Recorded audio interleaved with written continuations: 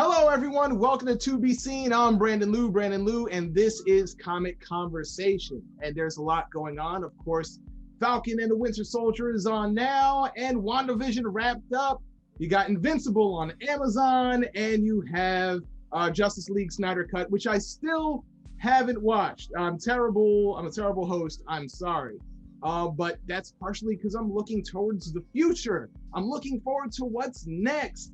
And today we are going to talk about the 7 supervillains that I am looking forward to seeing. But I did say we, because I am not here alone. Comic Conversation is always better when I'm not talking to myself. And that's why I have with me wrestling's richest prize, the All Father of Pro Wrestling, and just someone I enjoy having around, Mr. Darius Carter. Welcome to the show. Thank you for having me in all of my glory and splendor. I'm glad to be here, and I'm glad to talk shop. You know what I mean? I like doing things like this. So thanks for having me on. No, thanks for being here. And I follow you on Twitter. I've been on a couple of Catalyst Wrestling shows with you, and I've been a fan. I love watching you work. Thank you. But it's when I saw the All Father part that it got my it got my attention. Does Darius Carter like comics? I'm following you on Twitter, and you've made a couple of references to the X-Men. Right. And so what is your experience with comic books? How do you feel about them? What makes you the All Father? Yeah, so it's funny is I actually grew up on comics. My cousin would always take me to like the arcade, and I'd always play the X-Men game on the arcade. Right. And she would always she always got me comic books. So like whether it was my birthday, Thanksgiving, Christmas, any like little holiday, little, something like that, she would get me a different type of comic. It was always like a cool thing we had growing up. And I always loved the X-Men. She loved the X-Men, and the X-Men is what captured me, in all of them. Like it was every individual person. I mean, Wolverine obviously was like my guy, but then I liked Cyclops a lot too. And like I understood that dynamic as I got older, someone like Cyclops. At first, maybe you don't, at first glance, you don't kind of, give him the love that he deserves, or you kind of like skim over him. And I find myself defending him a lot in conversations. I'm like, dude, that's a tough life. I mean, you have Havoc as your brother. You have what happened with your parents, that situation, and them passing, and then you have, you're married to the Phoenix.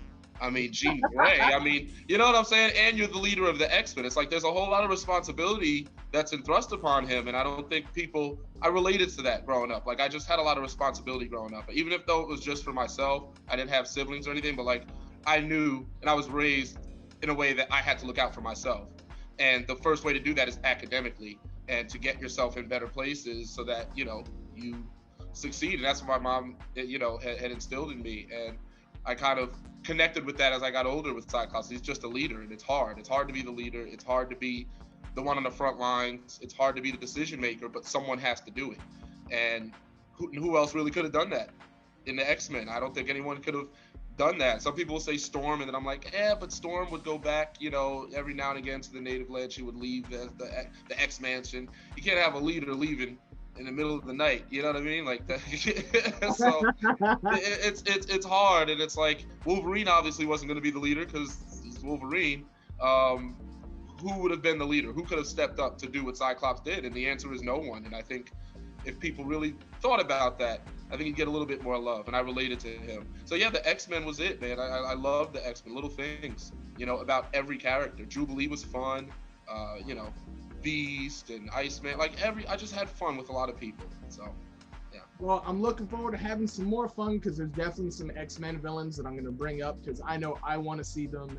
It seems like fans are already predicting when they're going to see them. They're looking for the hints in the TV shows and movies that are out now. Right. So we will talk about a couple of them. I want to toss out number 7 right now, because he's the one I just want to get out of the way.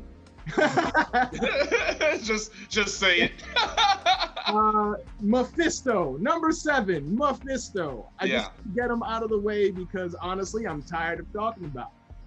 I do want to see him, But after WandaVision just happened, it's everyone looking for clues, and it's cool to look for clues, but they're looking in the weirdest places, and I just want to get this out of the way now. Mephisto is Marvel's Satan, so to speak, the devil, and it's not necessary to explain why it's such a interesting character.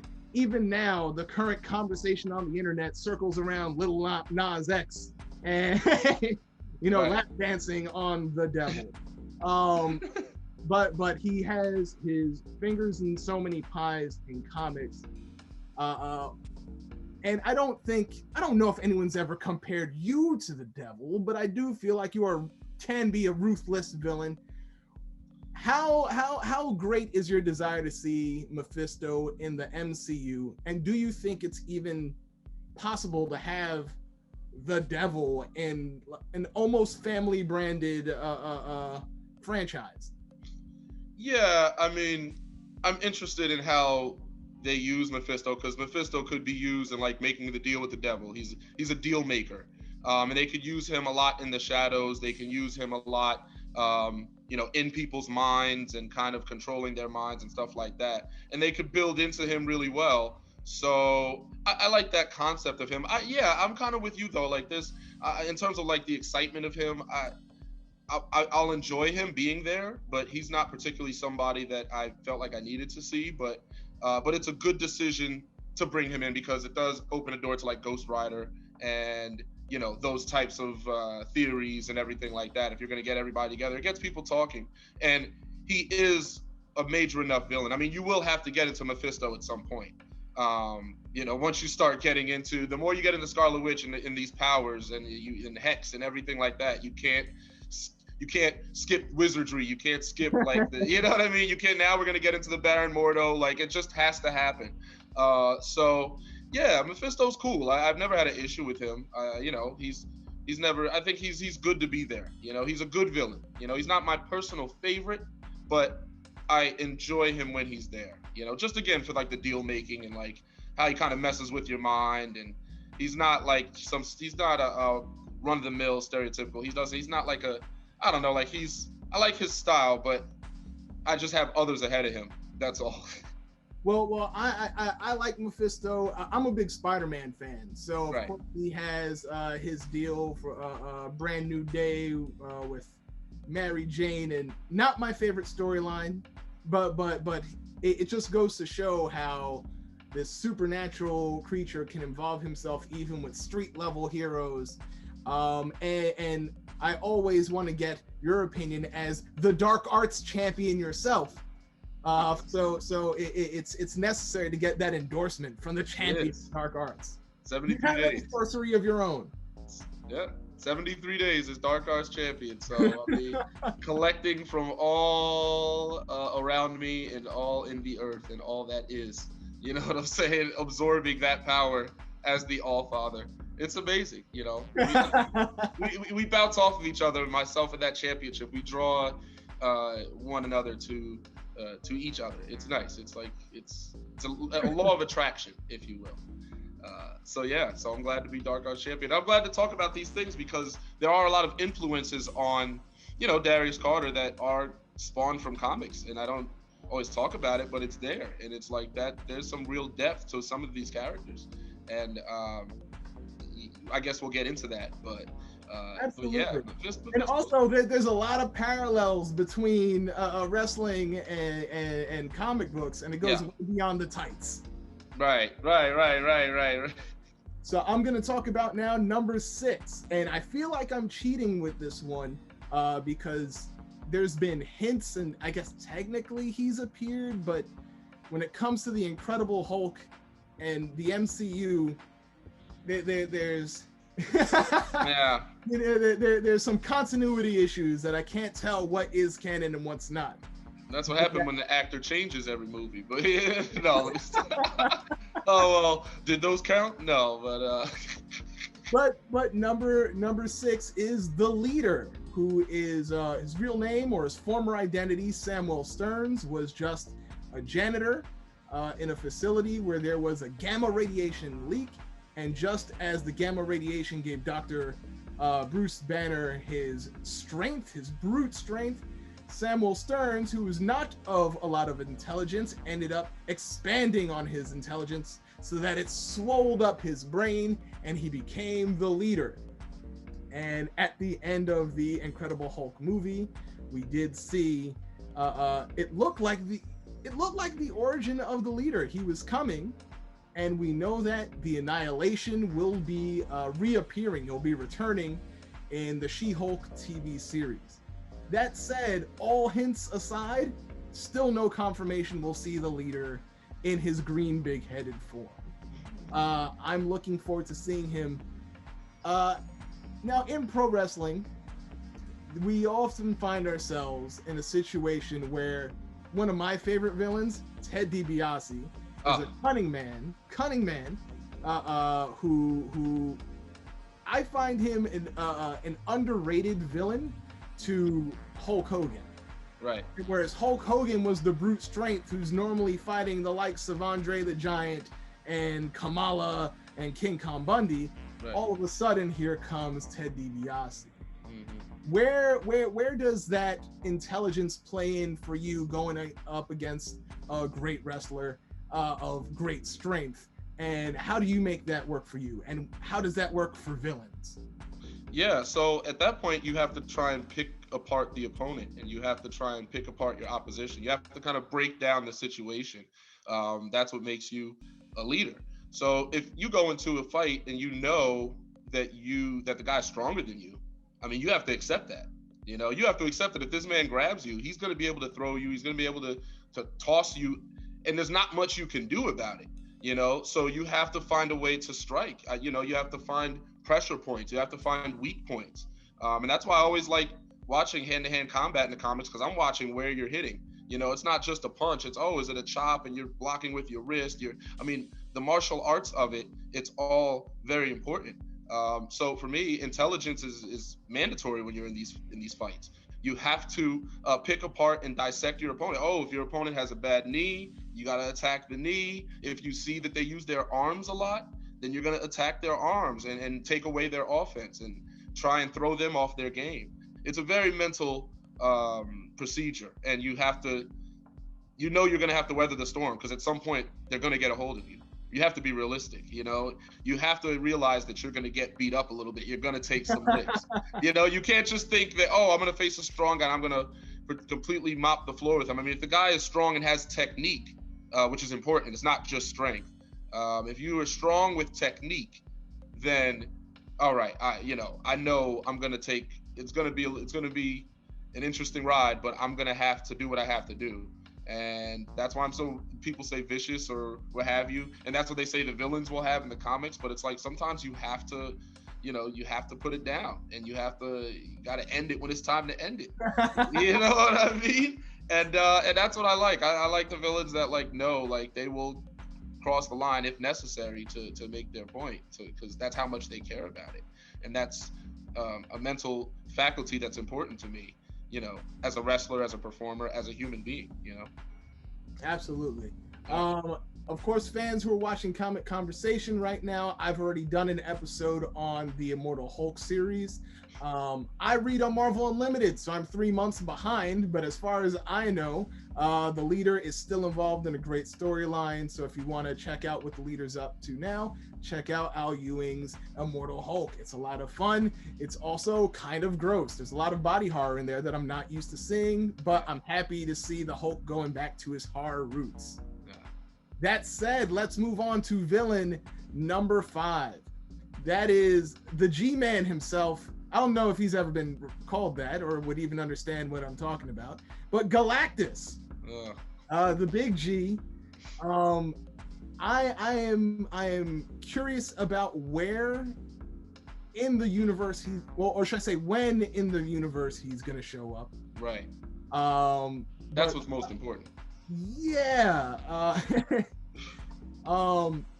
Galactus, who was the sole survivor of the previous incarnation of our universe, is reborn and bound to the sentience of the multiverse. and is now the Galactus that we know, a giant towering figure comprised of and possessing a huge amount of the power cosmic, who travels the galaxy, consuming planets to feed his insatiable hunger. If we want to talk about protecting the business for a little bit, but we've seen Galactus show up in movies before, and or not movies, but a movie before, and it wasn't what people expect. It's always important for when you're presenting something, both in wrestling and comic books, that it's presented correctly. How would you like to see Galactus introduced, or when would you like to see him introduced? And or I mean, he's definitely going to be introduced, but where do you scale him in the Marvel universe, and how would you like to see that happen? I mean, I think Galactus should be the final villain. I mean, that's it. I think after Galactus, they should figure out something else to do. Wrap it up. Wrap it up, you know, and it's not that I want to see it stop, but that's when you got to reset, you know, that's when you, okay, now we get into the heroes getting older and living normal lives as the young heroes come up. You have to introduce a new generation at that point. That's what I feel. That's when it's time to reset. It's like, there's that big villain, and now everything must resume. How does life continue now? How does Captain getting older and Falcon, and we need to see all of these heroes age, and then, create that new generation and be ready for that. You can't, if that's what you want to do, we're teasing it. We tease that we want to do it. If you're going to do it, do it. If you're not, then you got to end it and just, that's it. But there's a lot of money involved, and that's what I mean. And sometimes things continue longer than they should for the sake of monetizing, and I hope that's not the case, because Galactus is not somebody that should come out now or soon. Galactus is someone that, once you've established the multiverses, that's when it should be Galactus versus all the multiverses. Like, it's almost like they should all band together to have to repel him, and that would be a beautiful moment. And that's such a major statement. You can't just make that on some, two-part movie. Like, you have to really commit to this and plan for this, because the payoff is so big. It's such a huge moment. You talk about the Thanos moment, where everyone from all the different parts of the universe come in, and we talk about that epicness. Think of the epicness of the multiverses coming together in a way to fight off Galactus, which is, he's the only one you can do that with. You have no one else, and you can't waste that. You can't. And I would be like, that would be the most foolish business decision, and I really hope that they don't do something like that, unless, again, they're gonna try and splinter off and make all these side movies and make them. It's all about that, and hopefully, I just hope the greed doesn't get in the way. I really hope that they just let it. When it's time to let something, not let it die, but it's that's the story, there's nothing bigger than Galactus. Put respect on it, that's it. And that would be such a great moment, because then the Silver Surfer comes in, and then you have the X-Men. I mean, you have the battle on the ground, and then you have Galactus. I mean, it doesn't get more epic than that. Right. That's it. I mean the scale, like you said, as far as the threat that he poses, is very similar to Thanos. Funny enough, both of them end bosses in Marvel Capcom games, so they are they are definitely along the same scale. I do always like to take a look at Twitter and see where or how much anticipation people have, because I feel like there's there's the solo villain threat, Spider-Man and the Vulture. Right. Then you've got the Avengers level threat, like Loki and Ultron. Right. And then there's the mega event that was Thanos. Galactus definitely strikes me as a mega event kind of guy. Oh, and let me tell you right now, and I have to say it, and this was my opening to say it. My favorite character in the entire Marvel universe was Ultron. And it broke my heart, the way that they did Ultron in that movie. The way that they opened with him, where it was, you had Spader, and it was great. You had the excellent voice actor. You had it right there. Mm-hmm. They shouldn't have used him there. It was too soon. He to me is another mega level threat. He's not an Avenger level threat. He's larger than that. He was somebody that had beaten the Avengers by himself, and we had the Age of Ultron. The Age of Ultron doesn't happen in one movie. You can't do that. Age of Ultron was where he beat every Avenger, and in the center of the earth, here he is, and he puts his throne in the center of the earth. Like, this is it. He reigns, and they have to, devise an alternative method in time travel to beat him. That's the level of threat Ultron is. They could have used anyone for that movie. They didn't need Ultron there. They could have used Kang the Conqueror if they wanted to get into time. You know what I mean? Yeah, I'm a little shocked that they used. I'm not shocked that he was used for an Avengers movie as opposed to like the giant Thanos-sized movie. But I do feel that it was strange how easily dismissed he seemed. There seemed a tone of finality to his, I guess, conversation with the Vision towards the end. And I know comic books and even apparently in the movies, there's always a chance that the villain can come back. Right. But that's not the impression I got from the movie. And I was a little shocked. It's like, are we really just getting rid of Ultron right now? Is it right? Yeah, and it's like Ultron is so immensely difficult to get rid of, and he's so immensely difficult to beat.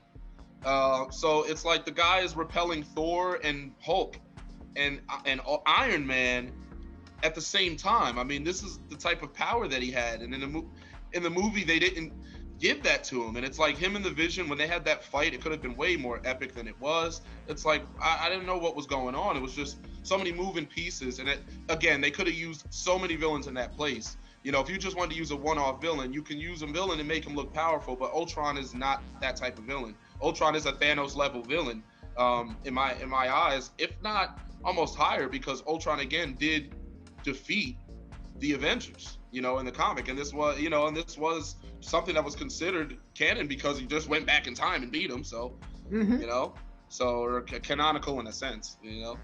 I'm with you. I hear you loud and clear. And it's funny because I did mention protecting the business. They didn't protect Ultron at all. Then they ripped his heart out, and I'm like, oh, Ultron has a heart now? I'm like, oh man, like that's just, come on, like why? I really want to know why. Who thought of that? You know what I mean?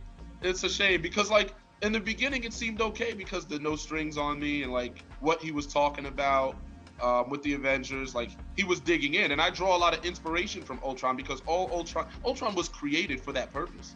Ultron is literally fulfilling the purpose that he was created for, and he's considered evil, and because but what he's doing is what he was programmed to do, to keep the world, to create safety, to create the best possible world he can. And when he turned it back on the Avengers and was like, hey, look, the problem is you know what I mean? Well, yes, you're saving the day, but you're also responsible for the day being ruined to begin with. You're as negative an influence as you are a positive one, and it's like you get wiped out and the world is better. And then you know what? You don't even need humans because humans are errors. Humans are created errors.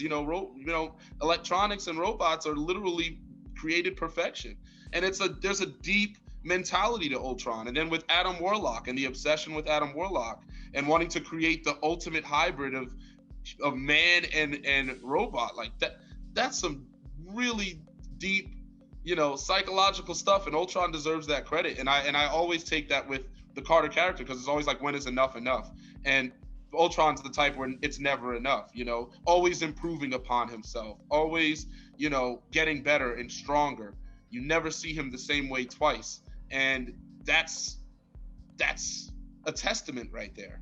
You know what I mean? And I find that inspiring. I find that's an inspiring, villain, antagonist, because he just gets stronger, and you've created this thing. He is a man-made, a problem.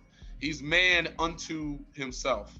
And that's the part of villainy I like, that juxtaposition, you know what I mean? That opposite of what is, and how far into that mindset can you get, and can you dwell there? Can you stay there? And that's what I love about Darius Carter, is being in that space at all times. And it's like always aware, always alert, always looking to take advantage of any situation. He just, in a way, he can't be trusted, but you also know what he's gonna do. So it's like, you know what I mean? It's a really interesting dynamic. And Ultron is just like so sharp and concise with his action. No wasted movement. It's no wasted error. Like everything he's doing is for the greater purpose. Everything serves a purpose. Yeah, and it's awesome. It's awesome, man. It's not like, oh, I'm a villain, boo me. It's like, or hate me because I hate humans. It's way deeper than that. Way deeper. Okay, so you had talked about the juxtaposition, so that's going to bring us to number 4, and that is Magus. I find Magus a not thoroughly explored enough villain, but I feel like he's coming somewhere in the pipeline because he's basically just evil Adam Warlock. And there's been different variations of Magus through the years. At one point, he was just Adam Warlock, what he would become in the future. At another point, Adam Warlock had separated both his good and, well, seemingly good and evil aspects of himself, making him more of a blank slate. But the evil aspect became the Magus. There's been a child Magus, but yeah, there's a lot of Magus. Yeah. Sometimes in the audience, there's a lot of Magus out there. Yeah. But it feels like one of the greatest antagonists in general, or I guess a theme, or a I'm forgetting the word. I feel so bad about this, but archetype. There we go. Is the shadow, is like the shadow villain. Everything that is about you that makes you good. I am the opposite of that. Mm-hmm. Spider-Man has Venom, and Wolverine has Sabretooth. Right. So Magus is someone I'm looking forward to seeing. Even though Adam Warlock hasn't been introduced yet, do you think Magus is a possibility? Yeah, I absolutely do. But that's also somebody that you have to be careful with too. I could see him getting thrown out at the wrong time and then being not inconsequential, but not as big as he could be. And I think Adam Warlock you have to give time to, because Adam Warlock is such a great power. I think that's, and I mean, I wish that if we were going to phase it, like, all right, you have Thanos and then you get into Adam Warlock, and then I wish Ultron came back and then Ultron got to actually get some time in the sun where he actually tries to fulfill that, and he tries to create that bond again between artificial intelligence and humanity, and now they have to band together. I think that would be a nice step, and then you can lead up to eventually Galactus. But I think once you have Thanos, and then if you bring back Ultron, you only have a few more villains that are on that upper crust of power that you can do before you need to, before you pack it in. You can't just keep raising the power. Like, there's not much higher than threat of Thanos, and then the threat of Ultron, and then now you get into multiverses and stuff. So that's why I'm interested in the timing of that.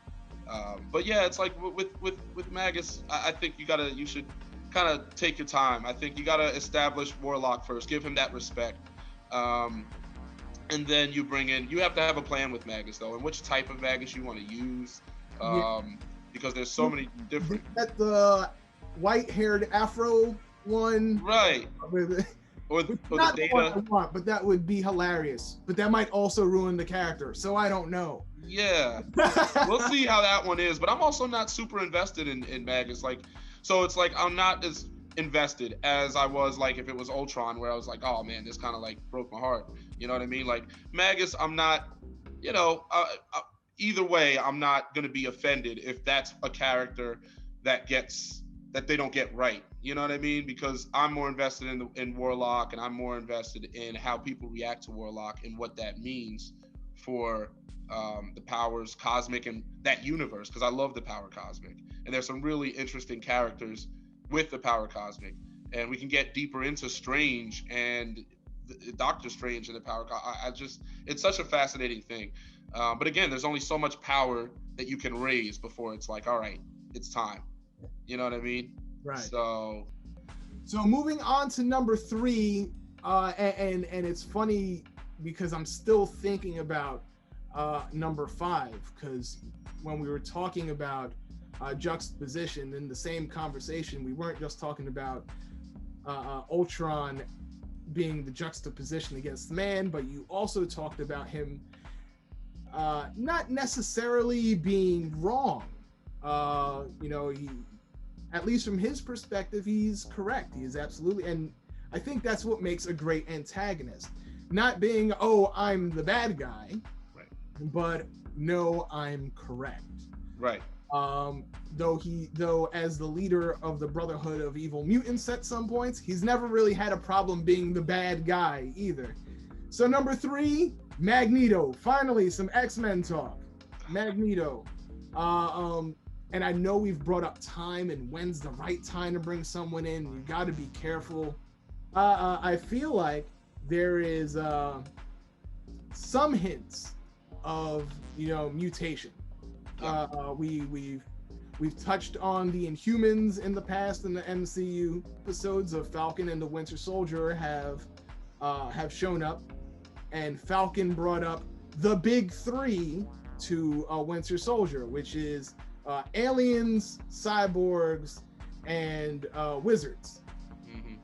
So the idea of, and I didn't actually realize that, right. But the idea of the superhuman is still a new concept when everyone has been an alien. And that's not to say everyone has been, but there's been some tech-based villains.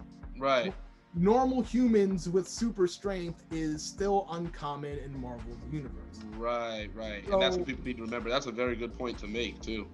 So mutation is a big topic online. How will it be introduced? Will they be introduced in via multiverse?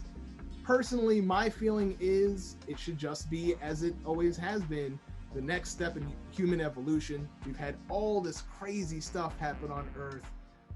Of course, we might have some changes in the next set of humans that are born, and I guess that would be Homo superior. And Magneto is all about that. How do you feel about Magneto? Where do you see his placement? How soon do you want to see him? Should he come before Fantastic Four villains? Should X-Men come first?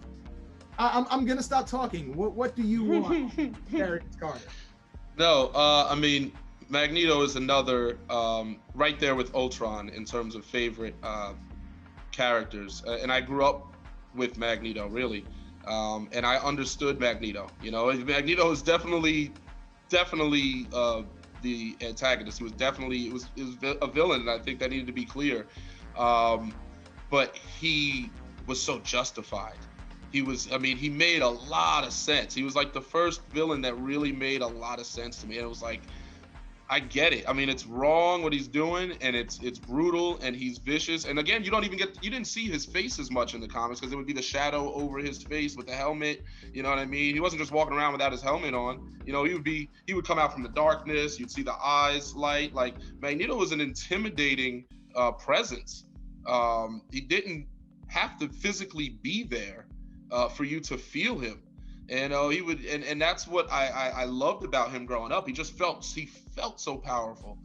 Even playing the game on the Sega Genesis, so it was the Clone Wars, and then you unlock him towards the end, and then you're playing as him, and you just feel powerful. Like Magneto, the guy he just felt untouchable. He had the magnetic shield around him. Bullets weren't doing anything. He could beat the X-Men by himself when he wanted to. You know what I mean? And I really liked how Magneto, there's no compromise because he knows there can't be compromise. Right. And it's like, we've never gotten the answer to that question. I mean, it's a 50, 60-year-old comic, but it's like, hey, like, what would we do if we knew that our neighbors was a mutant? If we knew that they had greater abilities than us? That's a horrifying thing to a lot of people. And you look at the way racism is handled, and we still can't get past that hump. Well, imagine the reality of someone being a mutant on top of that. So being a mutant and black, a mutant and Chinese, which is a great thing about X-Men because they dabbled into everything. A mutant and, African, a mutant and, all types of backgrounds. And that's what made it so beautiful. And with Magneto, it's like, it's like there's no way we can coexist. And we are the next step. And look what they've done to us. Look what they've done to us time and time and time and time again. And Magneto continues to get proven right time and time again. It's like Professor X is right and Magneto is right, but they're just on opposite sides of the spectrum. Magneto will go too far. He's done it time and time again. And that's the Shakespearean beauty of Magneto, is he's an evil that was created, again, by his experiences, by the Holocaust and witnessing this, witnessing in front of his eyes these things happening to mutants. And it's like, how can you get that out of you? And then you see it repeating itself. And then you create your own Asteroid M and you create your own thing, and then humans still want to be involved in that. It's like you can never have your peace. And it's like the only way is extermination. And to turn that volume up, that's why I loved Ultimate Magneto, because it was like he was just dark. But justified. He's like, listen, when we bombed Japan, it's not that we hated Japan, it's that we loved ourselves. We had to protect ourselves. Mm-hmm. And that's a deep mindset. It's not about hate, it's about love. And that's what he said. And I was like, wow, like that's deep. We did that because to preserve our future, because I love my neighbor and I want us to live. That's why we had to bomb them, Nagasaki and Hiroshima. And that's a deep mentality. And it can be turned into a twisted antagonistic way. And Magneto does that so sharply. And I love a character like that you really wish was good, but he just can't be because he's seen too much. But yeah, so over the last 10 years, he's been a part of the X-Men. He's defended Marvel's Earth against the villains. Yet at the same time, there's never the impact Magneto's had. It doesn't change because we're always gonna think of him as the X-Men's greatest villain. I mean, subjective. Someone might control Apocalypse, but that, and also I think, like you said, not just Justified, but currently in comics, it seems like Magneto was right, because while Xavier's dream was, the hope, Xavier's dream was, we could all coexist. Now they're all currently on Krakoa, living separate from the rest of humanity on their own mutant island country. So it does seem like Magneto was right all along. Yeah, I'm not in love with a lot of the turns X-Men made, honestly. I think a lot of flips I don't like Cyclops becoming a villain. I don't like Magneto becoming a good guy. I think, again, the beauty of Magneto is that tragedy. And I think every time you try to take a villain that has some justification and you want to turn them good, it takes the fun out of it. It's like, so what are you trying to say? Is that a villain can't have multiple layers? Is that what you're saying? Because that's not true. Magneto is incredibly layered, and it makes for a great character. It's tragic, it's sad, but he will do what he has to do to preserve mutant kind. And that means taking the steps that Charles won't take. And that is scary. But he's done it, and he'll do it because he cares that much. That's a great antagonist. And to see him kind of turn and become leader of the X, I'm like, turns me off. Cyclops becoming bad because people weren't giving him the respect, I feel, and they wanted to put some attention on him. But it's like, if you want to do that, then just give Cyclops some more, fleshed out storylines on his own. You know what I mean? It's like, you don't need to just turn somebody for the sake of turning them, which I feel he kind of, did. It's kind of like, if you're grooming him to be a leader of the X-Men, you know what I mean? Let this guy be a leader. Show him out there running these classes, running the danger zone, and the things that it takes to be Cyclops, which is hard. Again, it's tough, man. But the guy is so tactical. He's, shoots a laser off the wall, it ricochets and hits you in the back. I'm like, yo, what are you guys aren't seeing what's going on with this guy? Like, this guy, you think he's just blasting people. Like, he's smart. He's tactical. And I love watching Cyclops fight.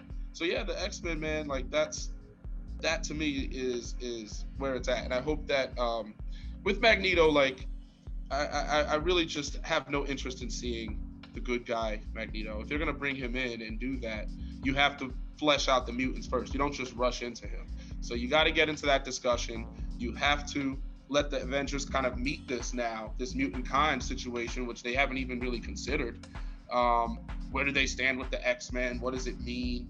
And then after that point, you can bring in Magneto, who's just like, now Magneto can fight the X-Men and the Avengers, which is a telling of his power, because he's beaten the X-Men by himself and not really struggled too much, in the greatest respect, depending on who's on the team. But you know what I mean? That's just the type of power he has. We've seen Magneto almost reverse the rotation of the Earth. I mean, this is how powerful, when he's tapped into his powers, Magneto is. He's not just a run-of-the-mill, throw him out because for fan service. You can't do that. And that's what drove me nuts about the X-Men Last Stand movie, because he was just, oh my God, that movie. But there was just things about it. But but then Beast jumps out and stabs him, and I'm like, so, like, why wouldn't Magneto have a field around him, a magnetic field? Like, why are we not seeing this? Do you not have confidence in your CGI? Like, Magneto was, you know what I mean? He couldn't be touched, and then that's why Beast couldn't have jumped behind him in the comics and done that. Beast wouldn't have had a chance. And it's like, they were making Magneto, like, I don't know. Then it was just becoming old, and it was not even Ian McKellen. It was just like, they're making him seem like he can't almost defend himself in a way, and that's really unnecessary, which is why, like, at least when in, like, okay, First Class and then stuff like that, at least they restored some of his power, because to me it was looking like he was like becoming frail, and I was like, well, why is this the case? Why is Magneto? And they literally start the movie by saying, oh, he's a class 7 mutant or what have you, and then, oh, you're above, this one's actually more powerful than you, but he's not even showing his power like that.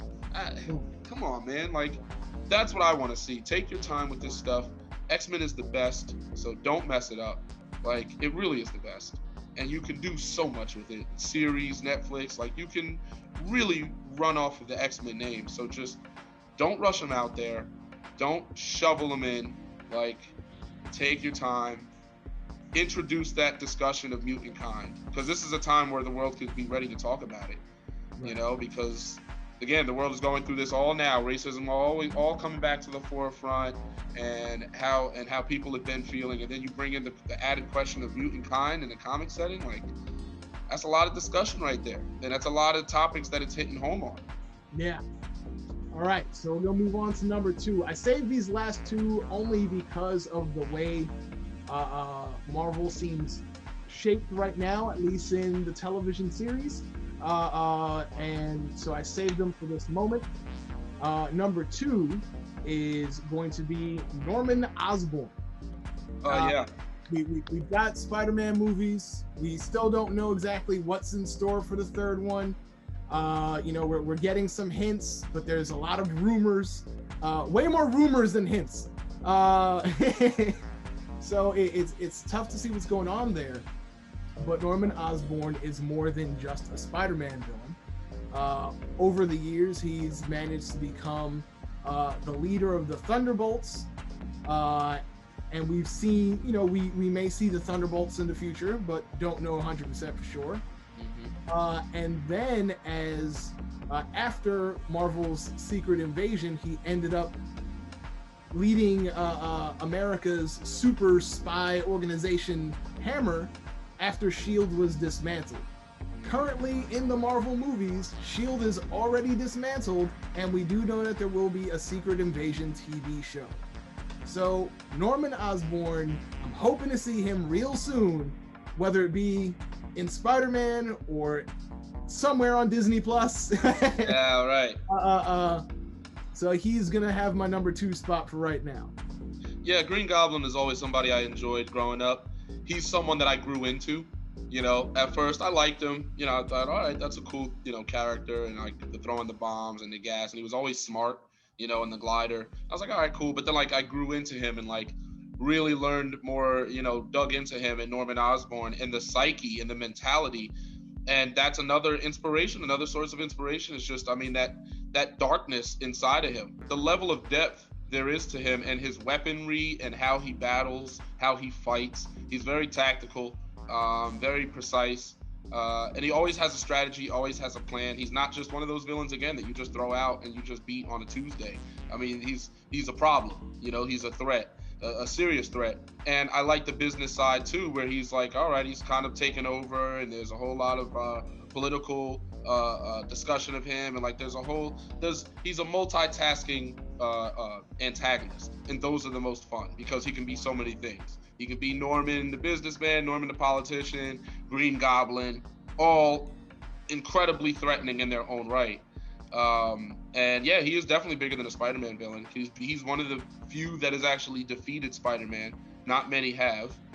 He is. And shout out to the Shocker, because the Shocker is who has beaten Spider-Man before. He gets no respect. He's been retconned into the dirt. You know what I mean? It's so sad, man. But I got to give Shocker his love, honorable mention, because that guy, you know, he was always that suit, the padded suit. Yes. How you couldn't hurt him, bro. So he was one of those villains that was just awesome from the rip. And it's like, oh, how did he make this suit? He was just in jail, and he decided and he worked on it. And he created a suit while he was in jail, blew a hole out. Like that's dope, you know? Like I like that. As someone who I was a big reader of the Spider-Man comics, but I think the cartoons may have been a bigger influence on me. Yeah. So I was definitely a bigger Shocker fan than I was an Electro fan. Right. And a bigger Hobgoblin fan than a Green Goblin fan. Right. But you know, and it's the cartoon's fault. I still feel that way. I was just happy to see the Shocker get some screen time. Right. But he's dope. But yeah, Norman Osborn is a personal favorite. I think again, he's just very cunning, and you know, and I'm with him. I appreciate him. I appreciate him for what he is. So Norman Osborn, man. So we're gonna move on to number one. I'm gonna take this time to let the audience know that this is not actually the last one, because I messed up and started counting down. Mr. Darius Carter, the man who's shown up on the PWI, and I know what are you, 337 there? 337, you know the number, baby. Number one in our heart, though. Number one in our heart. Number one in a lot of people's hearts, apparently. You know what I'm saying? They know the deal. They know the deal. The real deal DC, Mr. Big Match Carter. Come on, man. So I even in the inbox, I let Mr. Carter know that we would only be doing 7, and now it just looks like I lied to the man, and and that I'm keeping him here just to get the rub and bump my there is an 8th person, but we'll work on that. So even though he's number one, there is someone after him. Don't click out of this window. And that is, wow, like I'm still mad at myself. Number one, Mr. Sinister, Nathaniel Essex. Right. And I chose him as the number one for a similar reason to Norman being number 2, and that is I feel that he is among the closest to be introduced to the Marvel Universe, because of how old he is, and how involved he has been in the manipulation of genetics, human DNA, and human evolution. So if we're gonna introduce characters like Wolverine and concepts like Weapon X, you've got to toss in Mr. Sinister, who's been involved since Project Rebirth, which gave us Captain America. So how do you feel, like, you know, we already mentioned you're a big X-Men fan. How do you feel about Mr. Sinister, and how much do you want to see him in the MCU? Nathaniel Essex, and he's again someone you can never fully trust. He's just insidious, and when you're next to Apocalypse, I mean, I always thought that was such a great pairing. You know, it's like Starscream and Megatron. You know what I mean? It's like the pairing. It's like, you know why you keep him around, even though you know you can't trust him. You know what I mean? But Apocalypse knows, well, dude, I got to have him on my side versus against me. You know what I mean? It's better to keep him close than to keep him distant. And it's like, it's a mutually beneficial relationship, I feel. And Yeah, Sinister. I love the science of it. I love you got someone. There has to be that genetically thinking mind behind the X-Men. That's what motive. We're talking about genes and genomes and DNA, and there's got to be someone that's trying to splice things together, and he's right there for that job. And he's dark, and I really like that. I like the dark antagonists, ones with depth.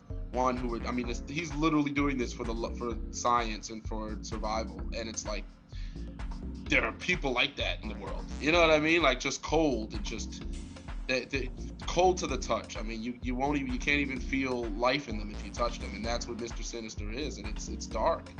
And I like getting into that, the difference in DNA and what that means and genetic splicing and stuff like that. That's how my mind works. I like that part of the X-Men, and he does that. He covers that very well.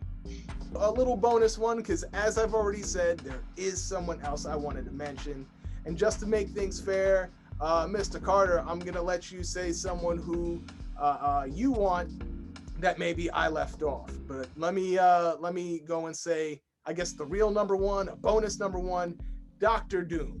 Yeah. Dr. Doom is someone who fans are asking for. You know it's coming, but we've also brought up the topic numerous times.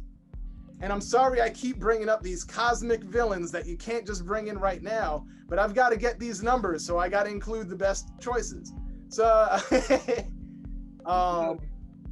but Dr. Doom is someone who's been in the Fantastic Four movies, and they've been lackluster.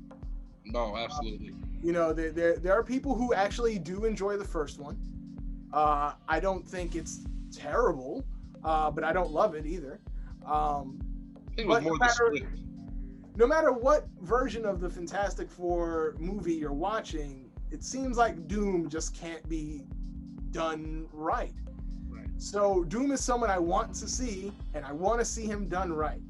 And I'd like to have it as soon as possible, but because of how badly he's been portrayed, I also want them to take their time as well.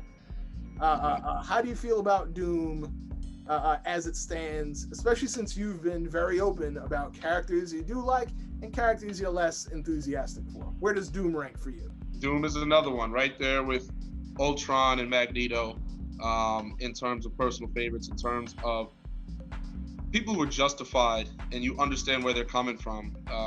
Being competitive with Reed Richards and, the experiment blowing up in his face and that kind of scarring him both mentally and physically, and then his transformation into Dr. Doom and then creating the world that he wants, creating the medieval, creating order and sanctuary, which is what he does to Latveria. I mean, it's one of the most technologically advanced areas in the world, and it's all under Dr. Doom. So this man did succeed. He is an antagonist that succeeded in achieving a lot of what he wanted to do, but there's also that madness in him. There's also that, the fact that he's a sorcerer, the fact that he and Doctor Strange have fought for that top position of Sorcerer Supreme. I mean, there's a lot of depth to Doom, and the gypsy lifestyle and everything like that, the gypsy parents. So like, there's a lot to Doom that they can get into, his powers, his mentality, and why he wants to take over things. And he is an excellent villain to come and like usurp another that's on top. So like another villain is succeeding, and then boom, here comes Doom and takes the whole thing out. Here comes Doom with the Money in the Bank briefcase, basically. And I love that about him. He can be very subtle. And again, someone who's so powerful, you can't just put him in there because he's beaten the Fantastic Four by himself. And the Fantastic Four are an extremely powerful group, and that's underestimated. I mean, Invisible Woman is not, you know what I mean? Like, there's no joke. And the Human Torch is no joke. He's not just a guy in flames. He's a guy that can disintegrate you and melt you, and he's very fast. And there's just so much. The Thing, and then of course Reed Richards being one of the most brilliant minds, if not the most brilliant mind, in the Marvel universe, to the point where he almost becomes a villain, and that's where it's like, you know what I mean? You can be the conflicted super smart scientist. You know, there's been a lot of gray areas recently, and it's made for some interesting stories. Right. I doubt we'll be seeing those variations of the heroes because on screen, or at least not yet. There's no purpose for that. No, there's no purpose for that. I think sometimes where I will always prefer the page over the film, but I think there is a better attempt at nuance sometimes on screen. When I look at Civil War, for example, it seemed very much Iron Man, bad guy, Captain America, good guy. But then when you watch the movie, which, you know, of course it's not the exact same thing. We're not looking at an exact adaptation of the page, but it didn't feel so much like Iron Man is the bad guy. Not to say that Captain America was the bad guy, but it seemed like a more balanced conversation. I don't think they were supposed to, and that's kind of the thing about Civil War is I don't think that it should have been a bad guy, good guy situation. I try to look at it from just 2 points on a moral spectrum, and neither of them is really seemingly wrong, because Iron Man made a lot of sense to me in the comics. You know what I mean? When he was like, listen, we got to register because we're going to have to sooner or later. This was going to happen. We might as well do it now. And it's like, well, I get that. I mean, it's like there is going to be some type of point where they're going to say, well, how long can you heroes be under masks? You know, at what point do you have to give back to the government or have to let us know and know these things, you know, so that we can work together? And it's like, at what point do you think you were just going to get to be a superhero and never have to face this situation? And I'm like, that's a good point.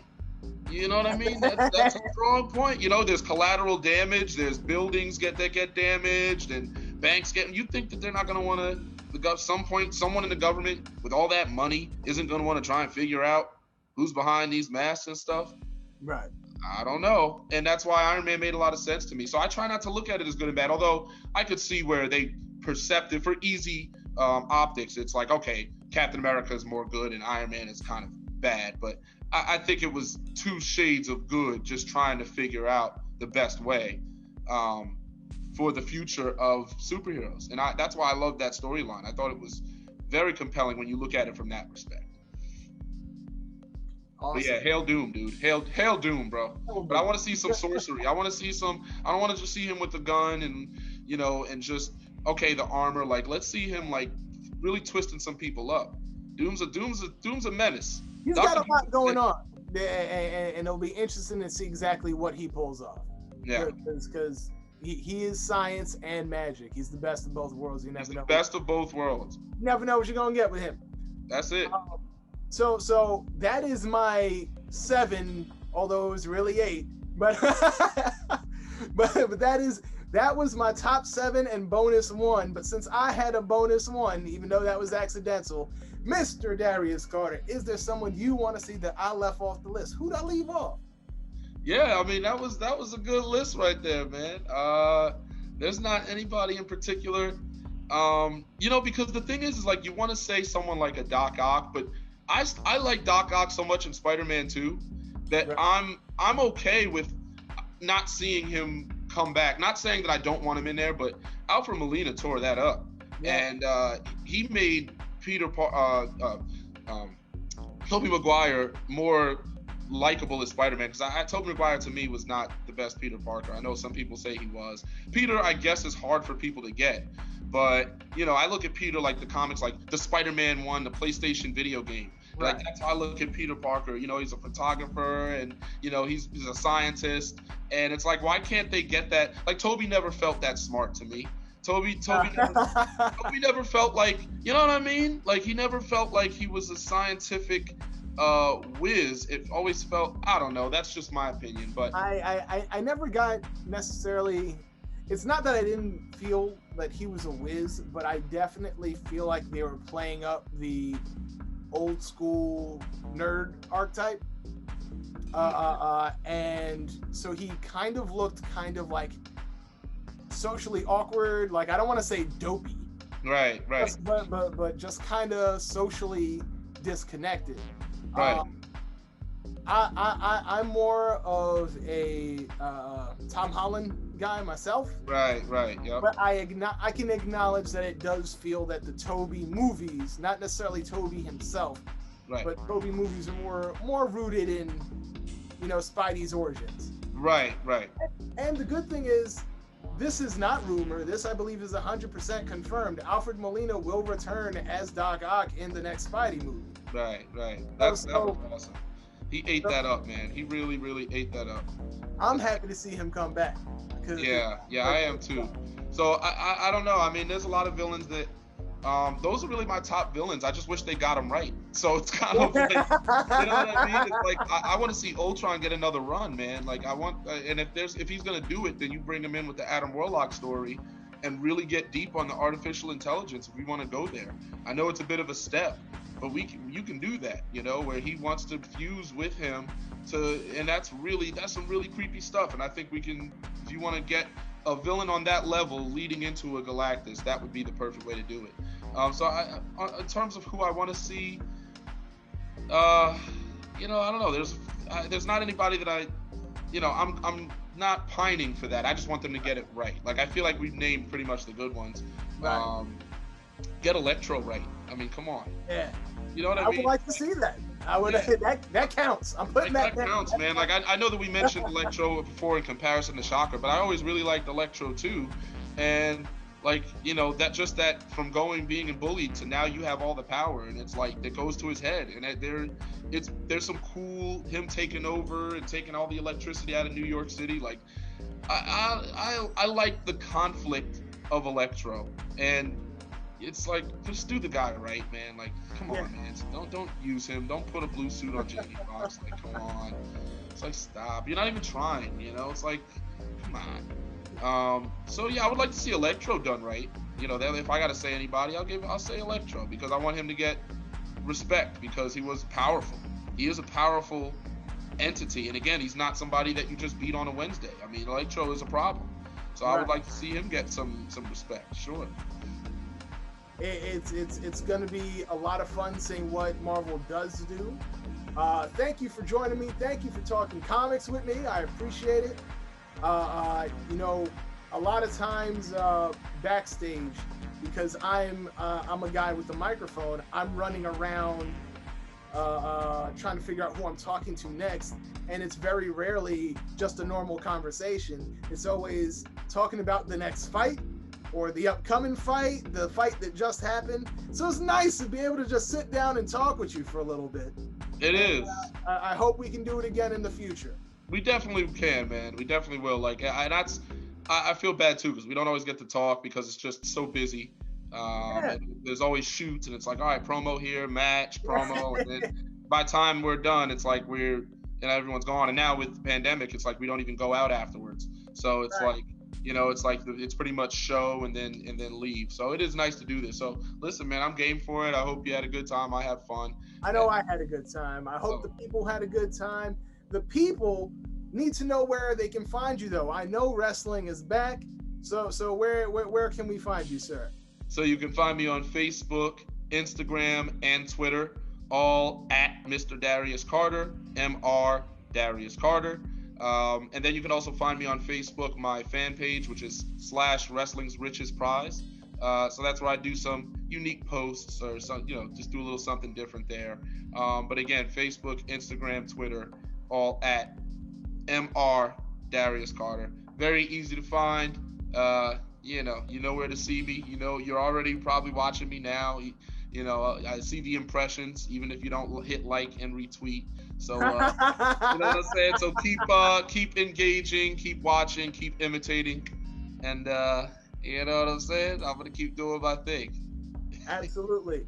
Of course, there is, I feel like I need to say that they are not a paid sponsor, but I am going to let people know that you can find some of the wrestling matches.